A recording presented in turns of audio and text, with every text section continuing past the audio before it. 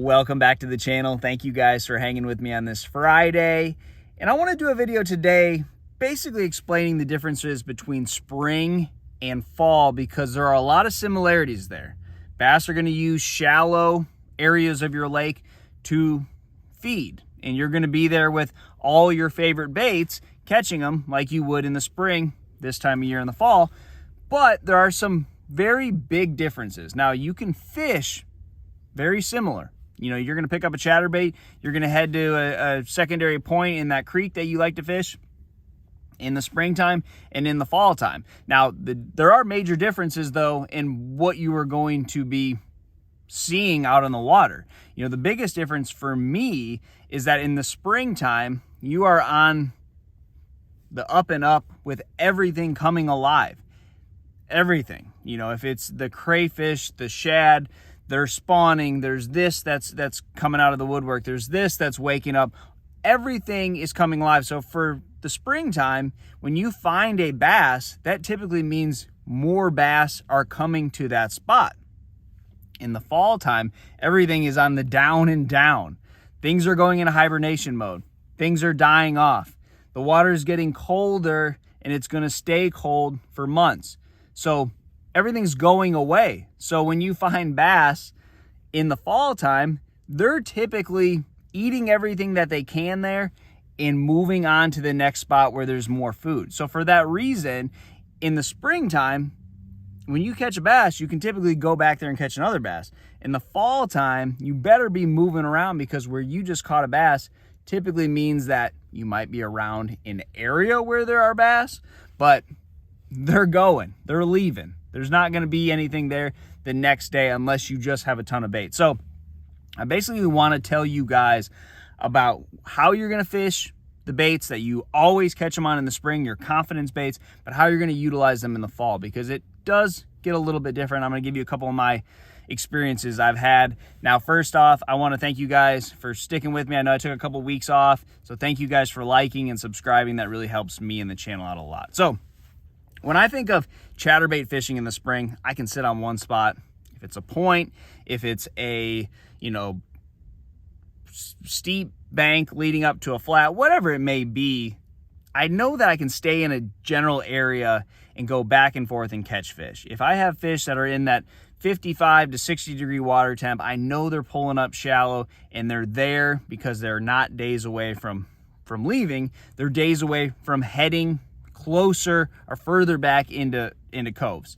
In the fall time, all I really know rather is that there's some bait there. Obviously there's some bass there, but that doesn't mean there's going to be anything there tomorrow. So when I really put my eggs in the basket in a single basket in the spring, I can typically count on those fish to continuously show up and I can continuously get bites even if the conditions aren't necessarily perfect.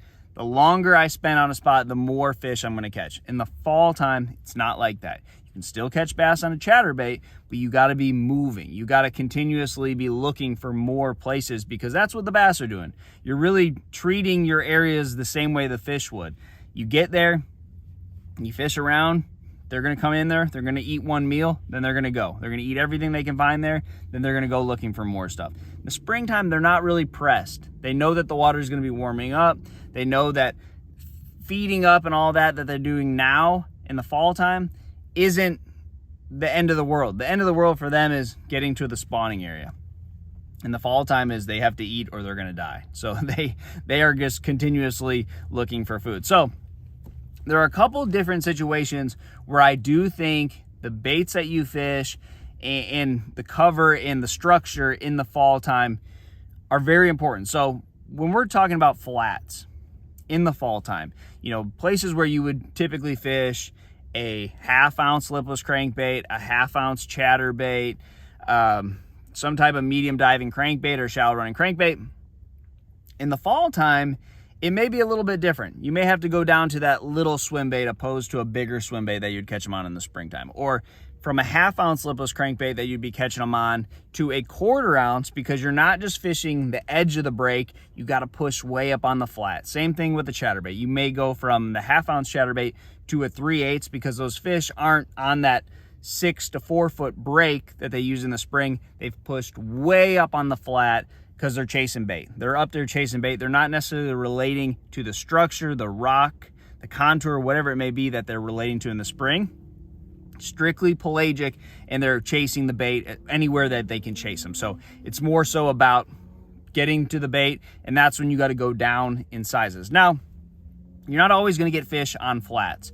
Sometimes it may be that isolated piece of wood, or maybe it'll be a bluff wall, real steep bank. So for those type situations, I really like a jig this time of year, because if I'm going to take the time out of my day to run over there and fish that one piece of wood, that one dock that's sitting by itself, I want to make sure I cover it really good. You know, you also have to take into account that the bass this time of year have seen a lot of baits. They've been fished for all year long. They haven't been unpressured for the winter months that you do encounter bass in the springtime. So you really got to fish for them. You really got to make good decisions with your bait, with your line. All those things become very critical to where you're getting 5 or 6 bites or getting no bites. You know, a swim bait this long, you may get 1 bite on it to 0 bites this time of year, and a swim bait this big, you may be getting 6 or 7 bites. So when you go and you cover that one piece of wood, you took a lot of time out of your day to go fish that, you really got to effectively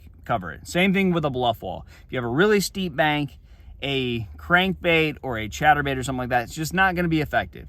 You might have to get right up on the side of the wall and bounce your little tungsten jig down the side of it. You know, so those things are very crucial. In the springtime, it seems like you go throw a big half-ounce football jig around it, or you flip your full-size jig around it. They're either there, they're not. Move on, go do something else. And I feel like a lot of times in the springtime, isolated cover, it's easy. You go up and you make one cast, and you can do that with a chatterbait or a spinnerbait and catch them. In the fall, you might have to downsize your bait. You might have to spend a little bit more time fishing that cover to get them to bite. But there are a lot of similarities. If you like to fish shallow, spring and the fall, they set up very similar when you're looking at contours, when you're looking at structure and cover in places that look good. They're typically good spring and fall.